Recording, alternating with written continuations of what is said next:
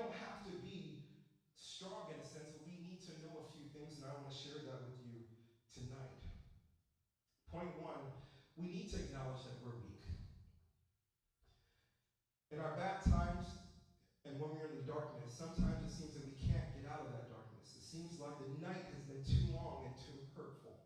It seems like the situation you're in will never end, but if you acknowledge the truth that you're weak, things will change. John chapter 8, verse 32 says, and you will know the truth, and the truth will set you free. John chapter 14 and 6 says, Jesus said unto him, I am the way, the truth, and the life, and no one comes to the Father except by me. There are too many people today who don't acknowledge the truth, the simple truth. It shapes the way of life, and if the truth becomes skewed, it's a lie. Don't let anyone fool you into believing things have changed. King Solomon has said there is nothing new under the sun. And here's some truth that I've already shared, that men are definitely weaker. I wonder if women are stronger as a result of it. Just a side note, not even in my notes. But understand that we have morals and standards, and at all costs we must stand for the truth, or we'll become weak in the worst way. And here's the thing about that. There's nothing, like I was starting to say before, there's nothing wrong in being weak. I remember, actually I went to New Life to go drop something off. Sister Davey was passing by and asked me if I could pick up a box. And at first I thought, I got this. I then go down and try to pick it up, and I realized that I didn't have it. So I had to bend down and kind of, I'm ashamed of this now that I think about it. I had to really pick up, try to muster up the strength to pick up the box and struggle all my way to drop it off where she wanted me to drop it off. But if I had been really honest with me, maybe I would have asked her to help me out with it. And there'd have been nothing wrong with that. The problem is that we don't acknowledge the simple truths. And if we don't acknowledge the simple truths, the objective truth, that we are weak in some areas, how do we get the help? I don't know if I should share this, but my wife's probably going to kill me. Today she went to have her molars pulled out. And, when you have medication, those kind of medications make you kind of loopy. She was doped up, man. It was funny to see. But that's her moment of weakness. So we had to get her through the house, and she couldn't walk right, and we had to get her to the bed and get her things. But there was nothing wrong with being weak. There's nothing wrong with that, because I remember, and I was telling her before she had her wisdom teeth out, that I had that same thing, and boy, I was saying all kind of nonsense, and it just wasn't a good time for me. But thank God I had my wife to bring me through that. And I shared my experience with her before she was there, and she was able to use that experience now and just understand that it's okay to get help.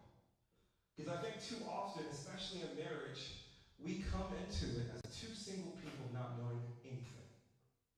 And this is the problem. When married people are two single people together or not together, it's not a good thing. Because if you're two single people as a married couple, you're pulling two different ways. You can liken that to an ox or horses that are pulling different ways. You're not going to get nowhere. But in that same example, maybe I'm not good with the bills and she is. Maybe all I need to do is just bring the money home, and maybe she will pay the bills because she has a better mind for that. Maybe she may not be the best cook, vice versa. And maybe I can cook better. It's okay. We just need to acknowledge the truth. Point 2 said it's okay to be weak. 2 Corinthians chapter 12, verses 9 through 11 says, But he said unto me, My grace is sufficient for you, for my power is made perfect in weakness. Therefore will I boast all the more gladly about my weakness, so Christ's power may rest on me. That is why, for Christ's sake, I delight in weakness, and insults, and in hardships, and persecutions, and in difficulties. For when I am weak, then I'm strong. Again, the resounding thing now is that it's okay to be weak. Because God created us that way. The reason why we're made this way is because that God will get the glory out of it. And some of us were not made strong or intelligent or whatever that you think that you lack or wish to get because we're made that way. But when we are weak, things are like one of the things that we think are impossible, and we're in our weakness sake. Thank God that everything is impossible. Everything is possible with God. What you couldn't do on your own, God steps in and completes. And what you don't have for the kingdom's sake, He will give it to you.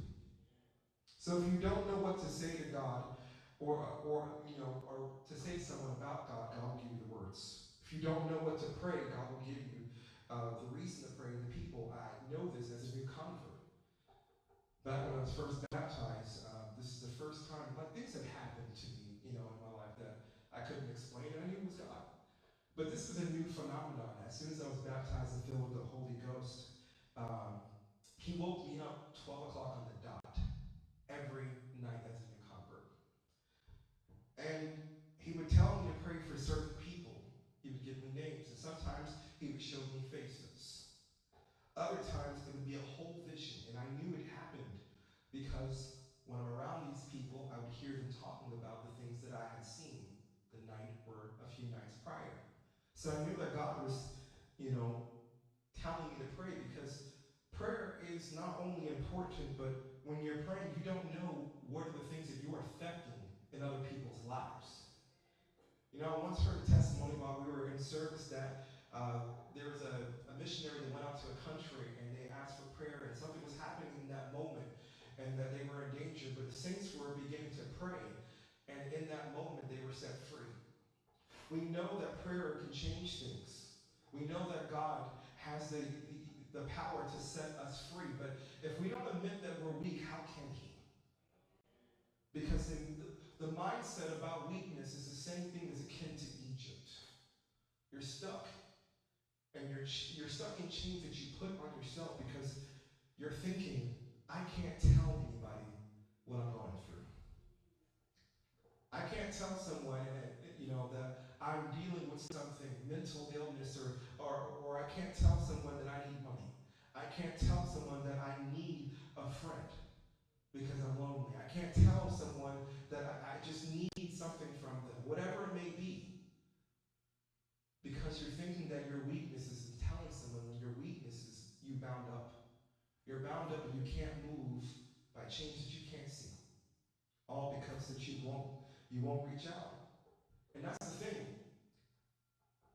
I've learned too many times and been beaten by God in situations that it's better to cry out to God and admit that I need help than to suffer in silence.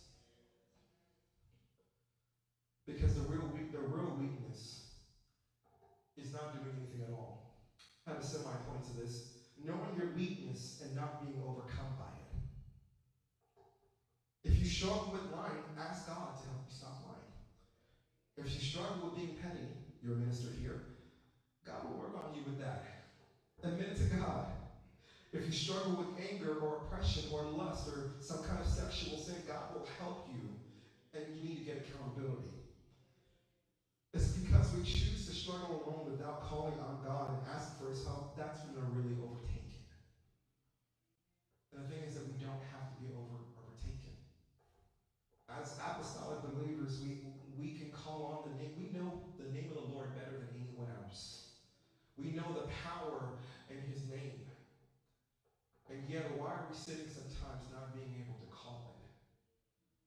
And yet, I've been whipped by life too many times not to call out on the name of the Lord for certain things. And I can actually say to you that at not any point in time have I ever gone hungry, or that I've ever gone out of a situation where God didn't bring me out of. I couldn't have done it by myself.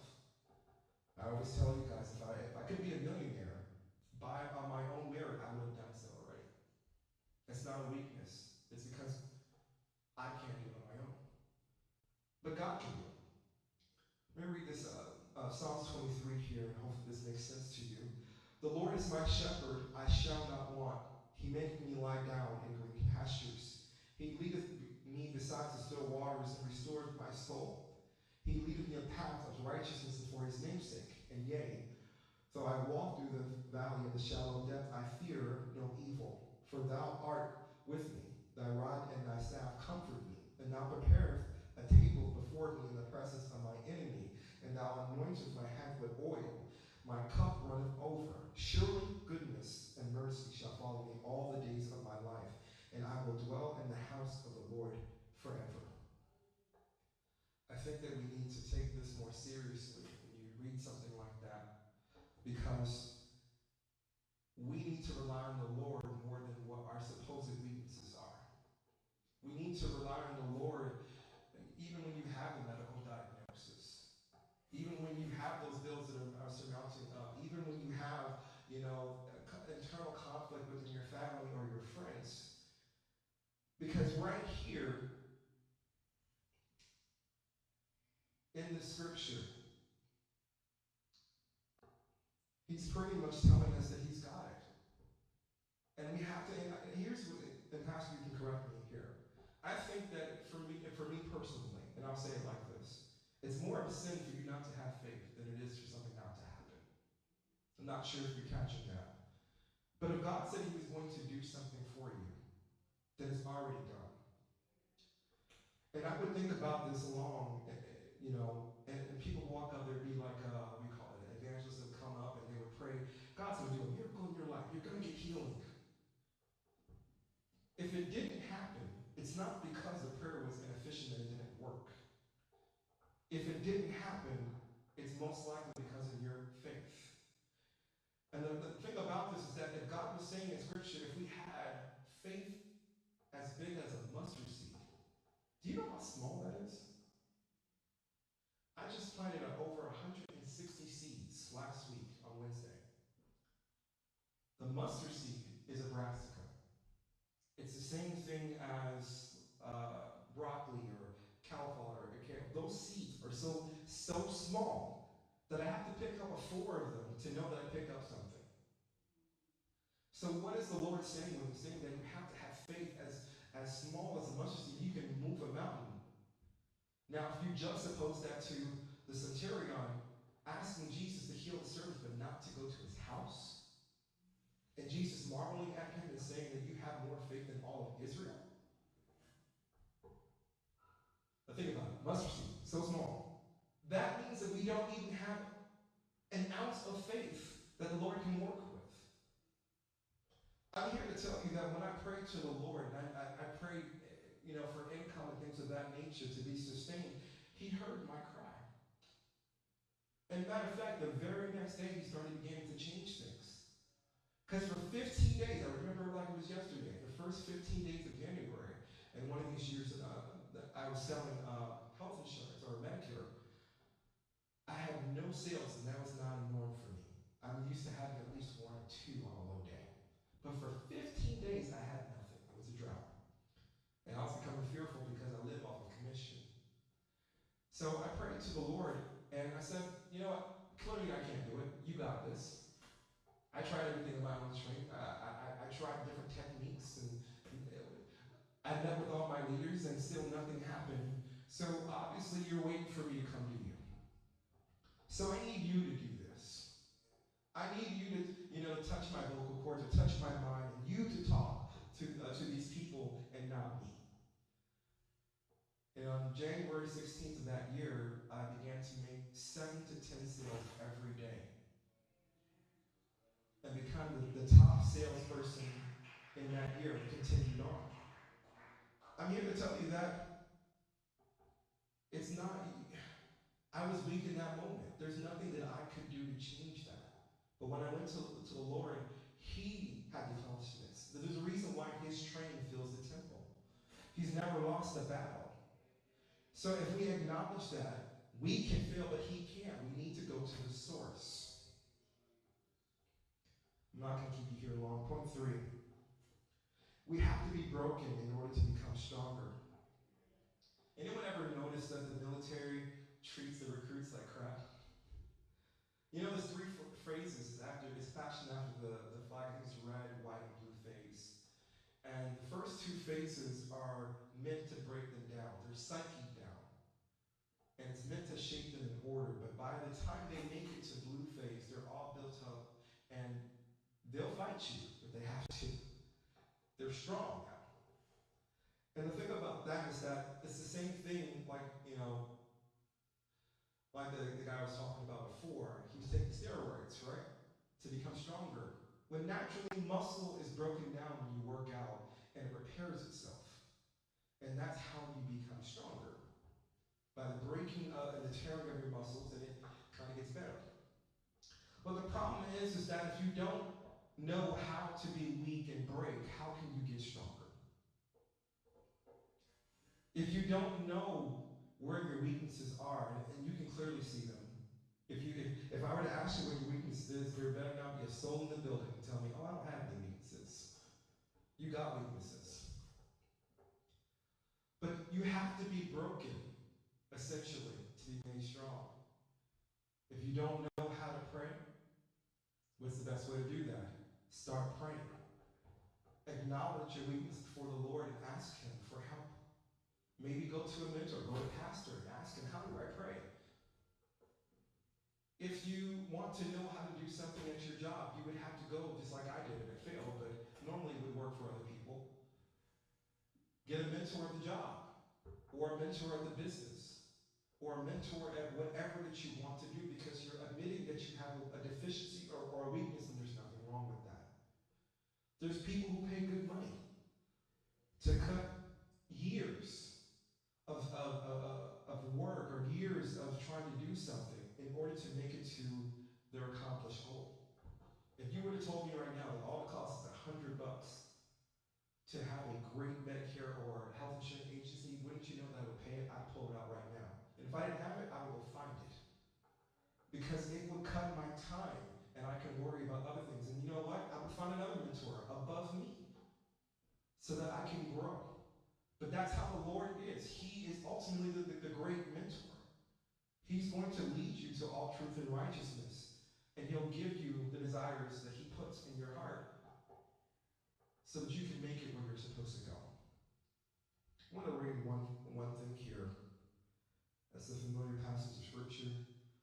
Job chapter 1, verses 6 through 12. It says, one day the members of the heavenly court came to present themselves before the Lord, and the accuser, Satan, came with them. Where have you come from? The Lord asked Satan. Satan answered, I've been patrolling the earth, watching everything going on. Then the Lord asked Satan, have you noticed my servant Job? He is the finest man of all the earth.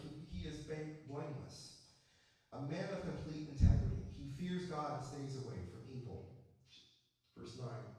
Satan replied to the Lord, yes, but Job has a good reason to fear God. You've always put a wall of protection around him in his home and his property, and you have made him prosper in everything he does. Look how rich he is. But reach out and take away everything he has, and he will surely curse you to your face. All right, you may test him, the Lord said to Satan. Do whatever you want with everything he possesses, but don't harm him physically. So Satan left the Lord's presence. Job lost everything. Satan raided and stole his oxen and his donkeys, and his land was rendered useless. He lost his sheep and the shepherds to a fire out of the sky. The Chaldean raiders stole his camel and killed his servants, and if that wasn't enough, a tornado and a hurricane demolished his house where his children was in, and it killed him too. The problem that we have to know that eventually we have to build our minds to know that the Lord is the only answer. That He's not to blame. We can't be so weak in our mind that the devil is playing with us in our minds in Egypt to realize we have to curse God. We don't need to curse God. We just need to realize that in our weakness that He can make us strong. In our weakness is the time that we need to cry out before the Lord and truly go before the horns of the altar. Because only then that's when things change. One of the years that was pretty hard for me was COVID-19 in 2020. Lost over 30 people in my family. Most of them were elders. And as you know, that for me, terms of, I'll just say it's a very hard thing for me to grip. So I had to watch as all these people who were strong and who I knew, and people who used to like my uncles and even my grandfather who used to pick me up, and they were strong back in the day. I had to watch them become weak and frail and eventually die. And I had to watch my aunts and uncles go through that process, and I became numb. And instead of reaching out for help, I just didn't say anything. The worst thing that you can possibly do is just not say anything. Because if you juxtapose us in a state where we become stagnant, that truly equals death. If you won't move forward, even when it's hard, you don't have that, not, I don't say spirit, but you don't have the same tenacity Job had in the story, that he wouldn't curse God about the situations that God clearly allowed to happen, then I'm kind of questioning kind of where your mindset is at, because you're worried about everything else instead of what God is doing, in a sense. I'm not sure if that makes sense. Everything happening to you is what you're worried about, instead of just going to God and admitting, I don't know what's going on. God, I don't know in what way I'm deficient, but you need to fix it. You need to move on my behalf. Because here's a man of God, Job, who lost everything. And we lose $50 out of our bank account because a wrong bill came out or something like that. We're ready to, we're ready to go and do something crazy, But here, Job lost his family. He lost everything he possessed, and he still wouldn't curse the Lord. I'm going to go ahead and close right now, but I'm going to ask you guys to come to the altar, because I know there's some deficiencies that we need to clear up, that only that God can clear up for us. I want you to come up to the altar, not because I want to pray for you, because I do, but I want you to come to the altar with your emptiness. I want you to come up to the altar because you're weak and deficient at something. If you are